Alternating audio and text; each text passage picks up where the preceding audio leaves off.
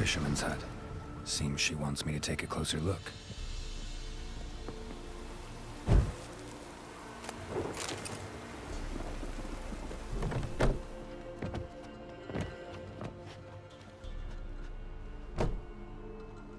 Who's that? Other room. Go on now. What you seek here, sir? Our hut's out of the way. Woeful. We has nothing. We knows nothing. Just need information. Looking for 2 women, the Bloody Baron's wife and daughter. Not a soul have been here, sir. Sure? Not even passing through? Daughter's medium height, about 20. Her mother's thin, about 40. Seen them? That sir came at night, right, Mummy? Quiet, boy.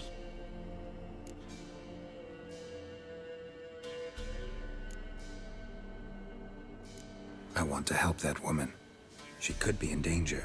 Young and seen no one, my lord. He's a kiddie. Must have dreamt it. I want to hear this dream then. So kid, who did you see? Who came here? Pappy brought her at night. The lady does the medicines. She was all afeared. Talked about an awful monster. Said she had to go back. Dunno where to. Mummy and Pappy cheered her up. Gave her clothes. Hers were ragged. Where'd the girl go? Your son said enough. No point in playing dumb anymore. Sorry, sir, but you don't look like one of her father's men. Because I'm not. I'm looking for Tamara and her mother. I need to know if they're alive and safe. Tamara is, aye. She's to my brother's place in Oxenford.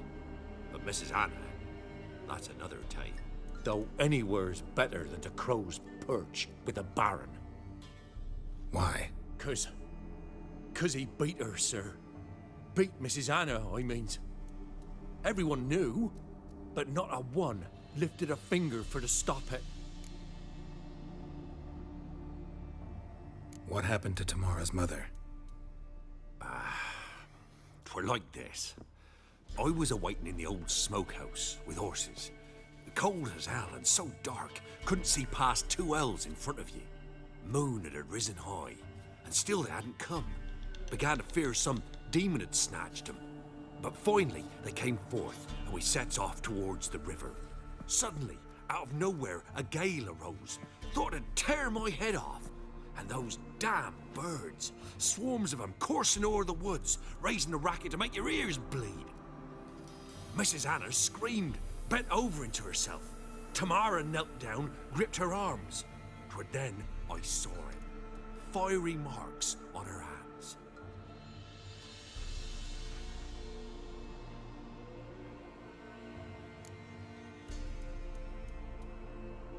What marks? These, well, like burned on with hot iron.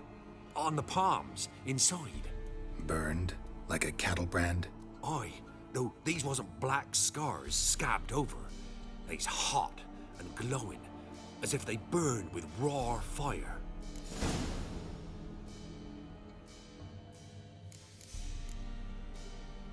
Why help them at all? You risked a lot. I'd a debt. Owed Miss Tamara. 3 moons passed, a fever gripped my boy. We thought he was done for. Tamara learnt it. Brought food and salves. We're poorer than dirt itself. She saved my boy. No 2 ways about it. Me, myself, I'd have never dared to help. But my missus told me a time of war and contempt's come. A time of folk gone wrong. We needs to repay good with good. Who stands by idly does evil as if. Married a wise woman.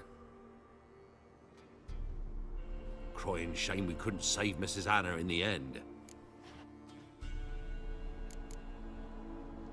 Fine. What happened next? Grew even darker. Seemed someone had put out the stars. Crickets all went silent of a sudden. And then, from the woods, a roar. Broke out in a cold sweat, and before I could catch my breath, a beast jumped out of the woods, big as a barn, with horns and 2 burning coals for eyes. I thought I was done for. Beast attacked Mrs. Anna's horse, ripped its head off, carried her off into the woods. Our horses, mine and Miss Tamara's, got spooked and tore off willy-nilly. 'Twere the only reason we escaped. The miss wanted to go back for her mother, but my wife pleaded. Said she'd die out there alone. Miss Tamara agreed not to go. While back, I met a woman in Crookback Bog. Had fiery marks on her skin like the ones you described. Must be her, Mrs. Anna. Gods, she's a Crookback Bog. It's where I saw her last. Gods of all the heavens protect us. 'Tis clear now who's whispered to her in the night. It is? The crones took her. She must have made a deal with them. A pact. It's why they marked her and took her like she was their own.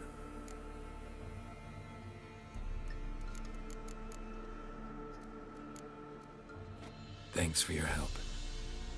The lady. She'll be all right in the end, won't she? I'll do what I can to see that she is.